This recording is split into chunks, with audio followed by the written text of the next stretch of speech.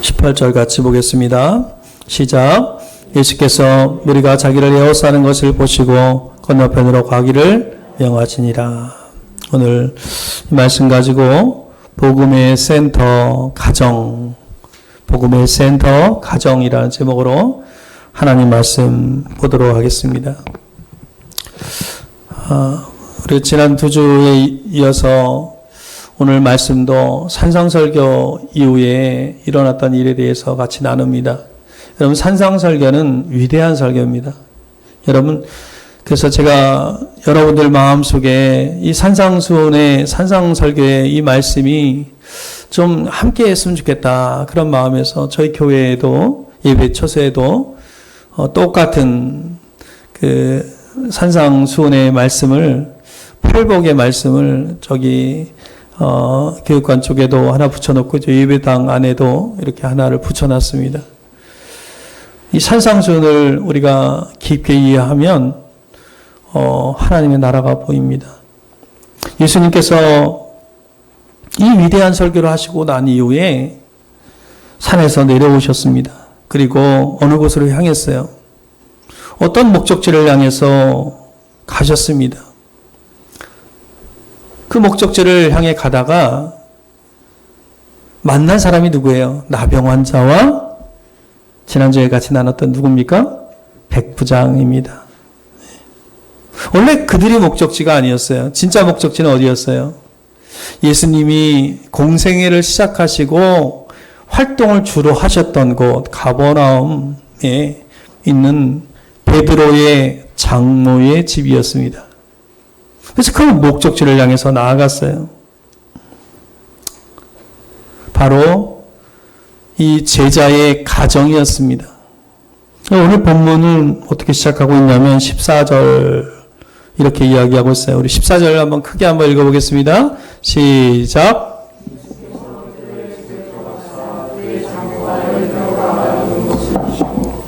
이 말씀 보면 그곳에 누가 있었어요?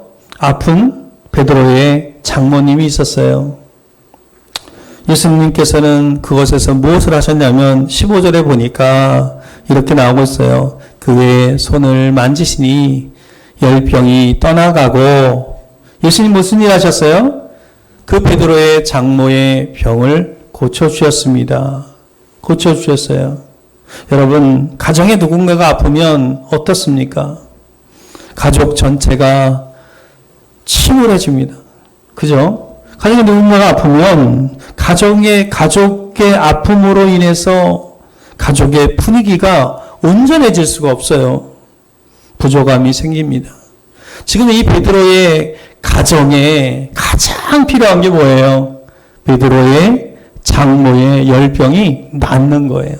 그죠? 지금 우리 코로나 사태로 인해서 우리 고통이 너무나 고통스러워하고 있어요.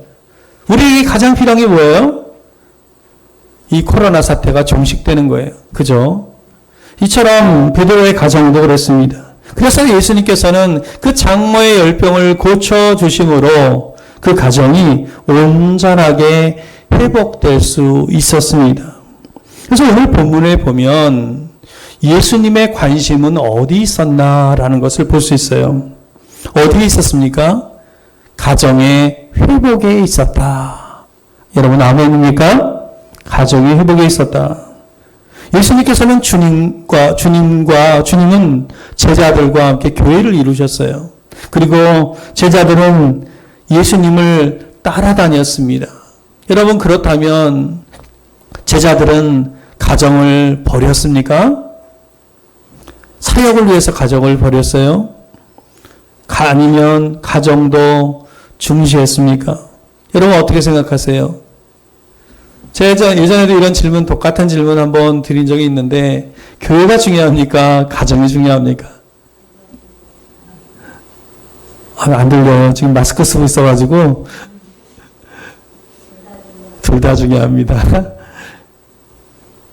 그런데 성경 일부에 보면 예수님이 이 가정에 관심이 없었던 게 아닌가 생각하는 그런 본문들이 있어요.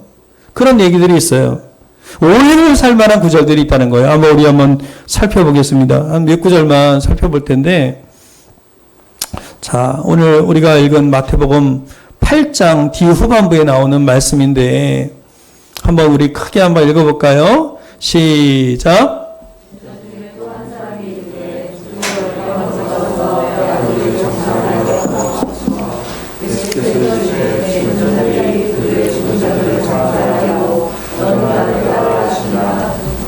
아니, 이 말씀을 보면 정말 오해를 살 만할 수 있는 말씀입니다. 예수님께서 제자한테 어떤 청년한테 이야기하는데 뭐라고 이야기하고 있어요? 죽은 자들이 그들의 죽은 자들을 장사하게 하고 너는 나를 따르라 이렇게 얘기하고 있죠. 이 말씀을 잘못 오해하면 아버지 장례도 치르지 말라는 얘기인가, 가정을 버리란 말인가 이렇게 들릴 수 있잖아요. 그죠? 이 말씀 가지고 신천지들은 이 말씀을 가지고 어떻게 활용하는지 아십니까? 이 말씀을 가지고 가정을 버리라는 거예요. 말씀이 더 중요하다는 거예요. 성경이 이렇게 이야기하고 있다는 거예요. 가정을 버려서라도 복음을 위해 살으라고 하는 거예요. 제가 어제 영상 하나 올려드렸는데 보셨어요? 좀 눈물 나는 영상 아닙니까? 아이고, 죄송합니다. 눈물 나는 영상 아닙니까? 가정을 버리게 되고 심지어 유서까지 쓰게 만드는 게 신천지 아닙니까? 오해할 수 있는 본문입니다. 근데 이걸 잘 살펴보면, 당시의 상황을 잘 살펴보면 이 사람은 어떤 사람이냐면 지금 핑계를 대고 있는 거예요. 어떤 핑계를 대고 있냐면, 예수님은 내가 제자가 되려면 하고 말씀을 하셨는데, 이 사람은 내가 아버지가 죽으시면 당신의 제자가 돼서 따라다니겠다라고 얘기하는 거예요. 그런 핑계를 대고 있는 거예요. 핑계를 대고 있는 거예요. 그런 본문입니다. 또 우리 본문 하나 볼게요. 우리 마태복음 10장에 보면 이런 말씀이 나요. 내가 세상에 화평을 주러 온 줄로 생각하지 말라. 화평이 아니라 검을 주러 왔느라. 여러분, 검은 뭐예요? 베기 위한 도구예요. 싸우기 위한 도구예요. 그런 도구를 주려고 하는 예수님이 왔다는 거예요. 그러면서 얘기하시기를, 내가 온 것은 사람이 그 아버지와 딸이 어머니와 며느리가 시어머니와 불화하게 하려 함이니. 무슨 얘기예요? 예수님이 온 목적이 가정의 구성원들이 서로 싸우게 하고 불화하게 하기 위함이다. 그리고 더군다나 더 심한 얘기를 하시는데, 사람의 원수가 자기 집안 식구니라 이렇게 얘기하고 있어요. 그 뒤에 말씀 한번 같이 한번 읽어볼까요? 아버지 나부터 시작.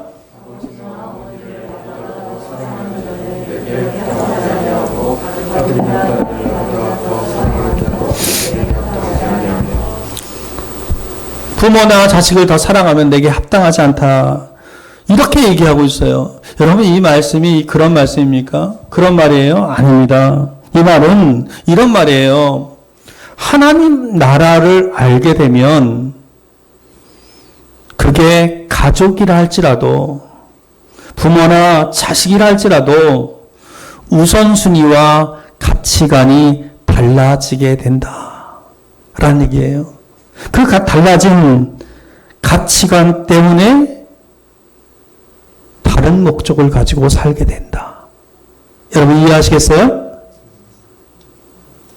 부모나 자식이라 할지라도 그 달라진 가치관 때문에 다른 목적을 가지고 살게 된다, 이런 이야기입니다. 그런 말이에요. 여러분, 하나님 나라를 알게 되는 사람은 생명을 위한 좁은 길을 가지만, 하나님 나라를 모르는 사람은 넓은 길을 갈 수밖에 없게 된다, 그런 말입니다. 이게 가정을 파괴하기 위한 그런 말씀이 아니라는 거예요. 세 번째 말씀 하나 볼게요. 세 번째 말씀 한번 같이 한번 크게 읽어보겠습니다. 시작.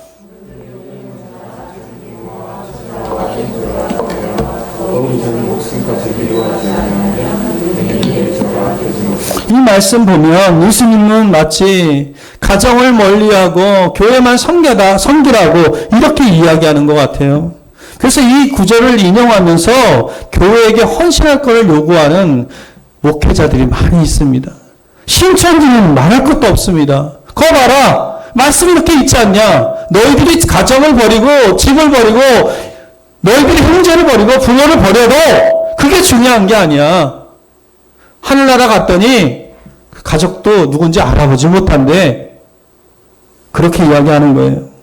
여러분, 그러나 조금만 더 생각해 보면, 조금만 더 자세히 살펴보면 이것은 믿는 자의 우선순위에 대한 말씀이라는 것이죠. 하나님 나라를 설명하는 거예요. 사랑하는 성도 여러분. 예수님은 어떻게 오셨습니까? 예수님은 어떻게 오셨어요? 갑자기 선지자나 갑자기 메시아로 온 것이 아닙니다. 예수님은요, 한 부부의 아이로 왔어요. 그리고 예수님은 그 한 부부의 그 아이로 와서 30년을 그 가족과 함께 지냈어요.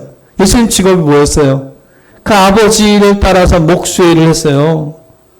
그 당시에는요, 결혼을 몇 세 때 했는지 아십니까?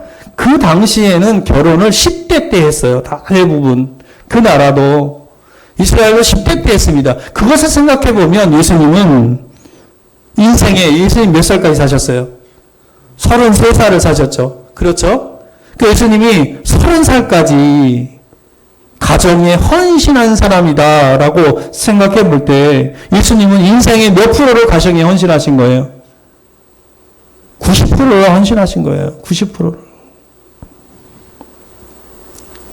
이런 분이십니다. 예수님께서 사역을 공생에 나오셔서도 첫 번째 기적을 행하신 곳이 어디예요? 가나의 혼인잔치. 가정을 세우는 데예요. 가정을 세우는 데. 예수님이 십자가에 달려서 죽으실 때도 누구를 생각했어요? 그 어머니를 생각했어요. 그리고 내 어머니를 누구한테 부탁했어요? 그의 제자 요한에게 부탁했어요. 초대교회가 세워질 때도 그 초대교회 가장 첫 번째 지도자가 누구였어요? 야고보. 그 형제 야고보였어요. 가족이었어요.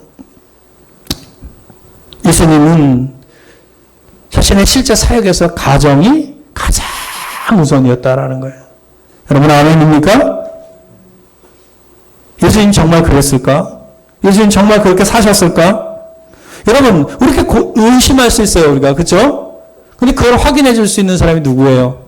그의 아마 직계 제자들일 겁니다. 12제자. 그죠? 그 12제자들이 그의 예수님의 말씀과 삶을 이해했던 이 12제자들이 어떤 이야기를 했습니까? 서신서에서 보면 이 가르침을 잘 적용하고 있어요. 이 가정에 대한 가르침을, 예수님의 이 가르침을 이 제자들은 잘 적용하고 있어요. 요한일서를 보면 요한일서 뭐라고 나와요? 우리 요한일서 4장 20절 크게 한번 읽어보겠습니다. 시작.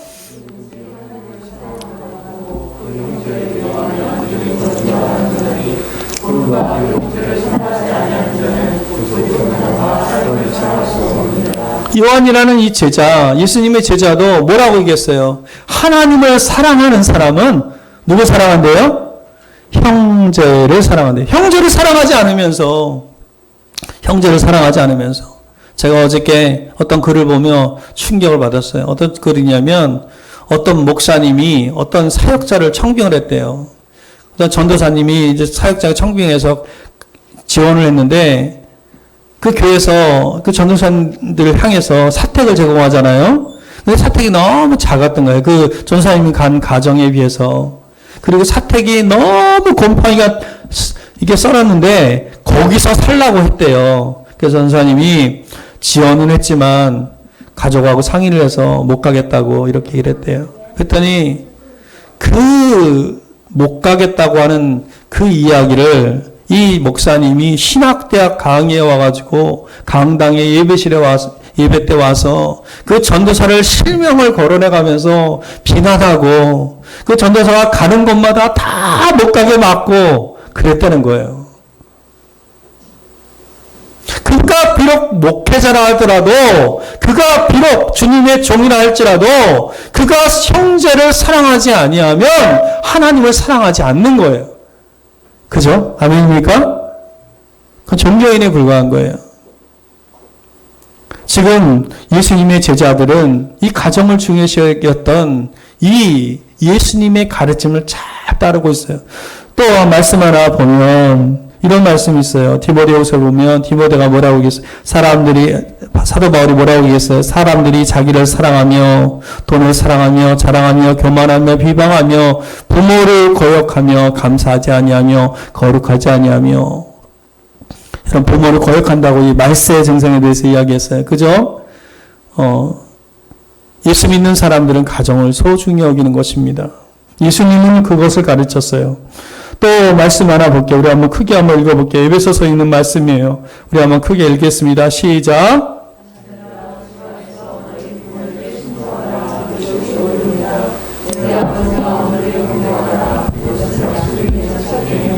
공경하는 게 신앙이다 가르치는 거예요. 또 골로새서에 보면 내 아내를 내 남편을 사랑하라. 사랑하는 게 신앙인 거예요. 여러분 이해도 정말 많습니다. 서신서들을 보면 정말 힘을 주어서 가정의 중요성을 강조하고 있습니다. 여러분들 신천지 어떻습니까? 가출을 종용하고 지금 그 경기도에서 그 이재명 도지사가 그 신천지의 그 센터들을 다 뭐라고 하죠? 폐쇄했잖아요. 폐쇄했는데도 살고 있잖아요. 거기서 여전히 사람들이. 거기 사는 친구들이 누군지 아십니까? 다 가출한 친구들이 많아요. 다는 아니겠지만 가정을 파괴하고 부모와 천륜을 끊으려 하고 거짓을 일삼고 유서를 쓰게 하고 종용하고. 여러분 거기 신천지 들어가 있는 친구들은요 인터넷도 못 사용하게 해요. 왜인지 아세요?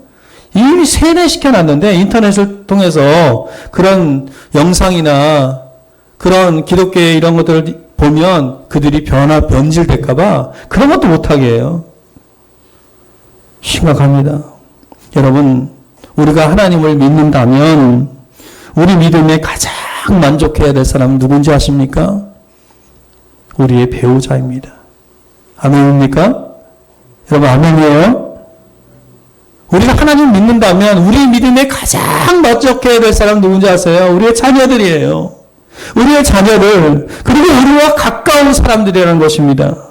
그러므로 예수님께서 이 제자들을 통해서 이야기할 때 사랑하라고 얘기하셨고 그리고 그 제자들은 뭐라고 이야기했어요? 골로새서에 보면 이렇게 얘기했어요. 우리 같이 한번 읽어볼게요. 시작.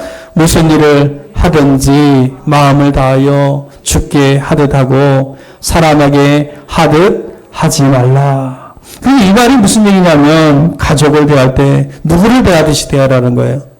주님을 대하듯이 대하라. 이웃을 대할 때 내 자녀를 대할 때 내 부모를 대할 때 주님 대하듯이 대하라. 그것이 이렇게 말씀하신 것이 주님이 꿈꾸신 가정이라는 것입니다. 여러분 가정은 선물입니다. 이 코로나로 인해서 이 가정이 그 확진된 사람하고 확진되지 않은 사람하고 지금 떨어져서 살잖아요. 병원으로 가고 얼마나 불행입니까? 그죠? 제가 가슴이 아팠던 게 지난주 거예요. 4살짜리 아이가 확진이 된 거예요. 4살짜리 아이가. 어린이집 교사로부터. 그 어떻게 했는지 아십니까? 그 4살짜리 아이 혼자 어떻게 해요? 엄마가 들어갔어요. 엄마가 그 방에 들어가서 돌보고 있습니다. 여러분, 하나님께서는 이 땅에 공동체를 직접 세우신 게 2개예요. 그게 뭐예요? 가정과 교회입니다. 여러분, 이 둘은 원래 하나였다 그랬어요. 그죠? 아담과 하와는 가정이에요. 그죠? 그러면서 교회였습니다. 그러나 제가 이 모든 것들을 갈라놓게 하고 깨뜨렸습니다. 그리고 하나님과의 관계를 깨뜨렸어요. 부부 사이를 멀어지게 했어요. 그런데 주님께서 이 땅에 오심으로, 이 땅에 다시 오심으로, 교회를 시작하심으로 이 공동체를 회복하셨습니다. 가정으로서의 교회, 교회로서의 가정입니다. 아멘입니까? 이들은 지금 완전하진 않지만 주님이 다시 오시는 날 완성될 거예요. 그런 점에서 우리는요, 교회가 한 마음으로 가정을 돌볼 필요가 있다라는 거예요. 아멘입니까? 한 마음으로 가정을 돌봐야 돼요. 어떤 가정이 구원을 못 받았거나 어떤 가정이 힘들거나 그러면 그 가정을 돌볼 필요가 있는 거예요. 또 가정들이 우리 교회 안에는 가정들이 모였잖아요. 그죠? 이 가정들이 모였지 않았습니까? 이 가정들이 연합해서 교회를 세워갈 의무가 있는 거예요. 주님의 뜻입니다. 더 나아가서 영적으로 육적으로 한 마음으로 우리 자라나는 다음 세대를 이어갈 의무가 있다라는 거예요. 여러분 가장 큰 유산을 물려주세요. 아멘입니까? 가장 큰 유산을 물려주세요. 자녀에게. 많이 배우는 거, 많이 갖는 거 다 중요합니다. 이 세상 살면서 그런 것들 필요합니다. 그러나 이 세상은 한시적이에요. 영원한 것을 물려주시기 바랍니다. 오늘 본문에 보면 15절 말씀을 우리가 읽고 마칠까 합니다. 뭐라고 이야기하고 있어요? 다시 한번 읽어볼게요. 시작. 그의 손을 만지시니 열병이 떠나가고 여인이 일어나서 예수께 수종들더라. 베드로의 장모가 병이 나니까 가장 먼저 뭘 했어요? 예수님을 섬겼다라는 것입니다. 예수님, 베드로의 장모의 집은 이제 그냥 단순한 집이 아니라 예수님 사역의 베이스 캠프예요. 실제 우리 신학자들이 살펴보면 그랬다고 이야기합니다. 그 집을 통해서 많은 사람들이 병이 났고 또 귀신으로부터 나음을 받고 그리고 자유로움을 받아서 그들의 삶이 살아났습니다. 사랑하는 성도 여러분, 예수님의 우선순위인 그 가정은 무엇이 되어야 합니까? 예수님의 사역이 이루어지는 사역의 센터, 복음의 사역의 센터가 되어야 할 것입니다. 가족은 사역의 장소예요. 불신자들이 가정에 초대해서 그렇게 일할 때 초대교회는 역사가 일어났어요. 초대교회는 그렇게 부흥했습니다. 그럴 때 고난이 다가와도 시련이 다가와도 핍박이 다가와도 이겨갈 수 있었어요. 지금은 코로나 사태 때문에 가정에 불신자들을 초대할 수 없겠지만 나중에 다 정식이 되면 여러분 그런 일들을 하시기를 바랍니다. 우리도 마찬가지인 거예요. 우리 가정에 사람들이 찾아와 사랑을 받고 그 지친 삶이 위로를 받고 치유되며 삶의 균형을 찾아가는 그런 하나님 나라의 사역이 바로 우리의 가정들을 통해서 이루어져야 된다라는 거예요. 사실 우리 교회도 그런 비전을 꿈꾸고 있습니다. 오래전부터 제 머리와 제 가슴에는 다 이미 그 비전이 자리를 잡고 계획이 다 있습니다. 예수님은 가정이 사역의 센터가 되기를 원하셨습니다. 예수님의 사역의 시작은 가정이었고 그리고 우리에게도 가정을 그 사역의 우선순위로 삼기를 바라셨습니다. 준비된 가정이 하나님 나라의 복음의 센터의 사역을 감당했다는 것을 여러분 잊지 마시길 바랍니다. 사랑하는 성도 여러분, 우리는 가정을 중요하게 여겨야 합니다. 아멘입니까?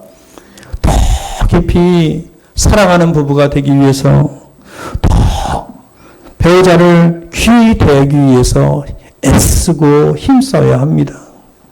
더 정성스럽게 지혜롭게 자녀들을 사랑하기 위해서 노력해야 합니다. 여러분 그 노력이 끝나서는 안 됩니다. 그래야 지금보다 훨씬 더 좋은 가정, 더 행복한 가정, 더 아름다운 가정이 될 수 있습니다. 주님이 가르침대로 주님이 가신 길을 따라 우리도 아름다운 가정들을 다 세워서 또 교회가 가정이 되고 가정이 교회가 되어서 주님의 온전한 뜻을 이루는 큰 축복을 누려가기를 주님의 이름으로 간절히 축원드립니다. 우리 찬양 한 장 드리겠습니다. 우리 비전 찬양 드릴게요.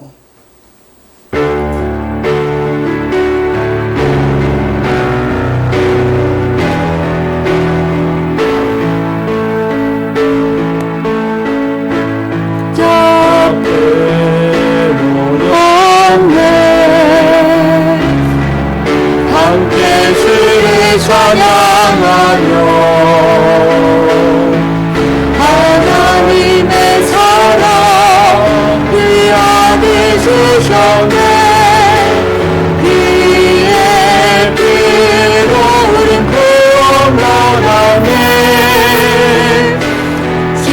나가면서 소리 짓는 사람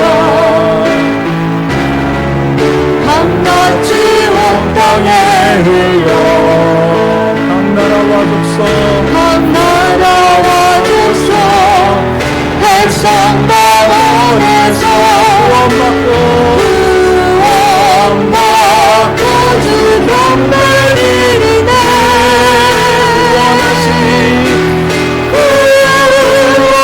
원하시니 보좌의 주신 우리 하나님과 어린 영계 있도록 원하시니 보좌의 주신 우리 하나님과 어린 영계 있도록. 같이 한번 기도하겠습니다. 하나님, 우리 가정이 주님이 계획하신 그런 가정 되게 도와주시고, 그런 복음센터 가정이 주님의 복음, 하나님의 나라의 복음을 전하는 그런 센터 될 수 있게 알려주시고, 하나님과 온전한 가운데 관계 가운데 설 수 있도록 인도해 주시고 이끌어 주옵소서. 우리 한번 같이 자그마한 목소리로 기도할게요. 하나님 아버지,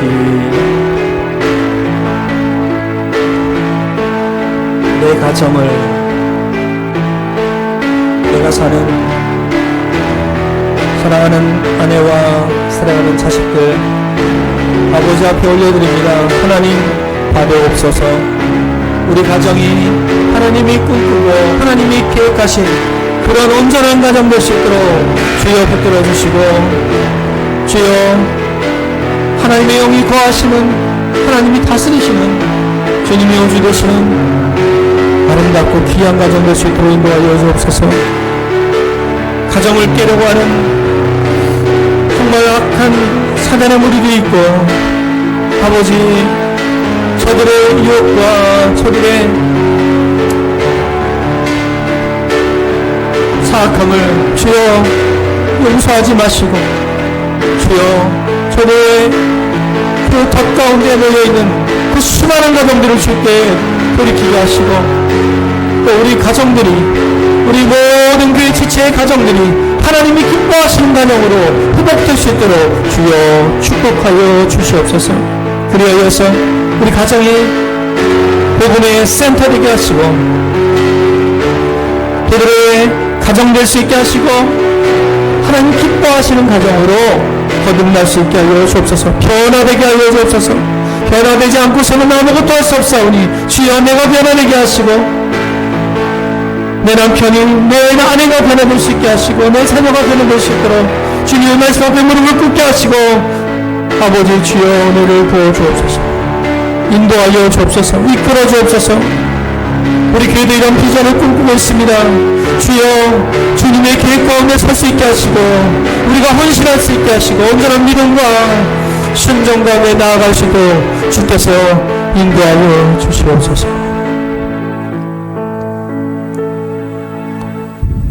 우리 모든 가정을 주의 이름 앞에 올려드립니다.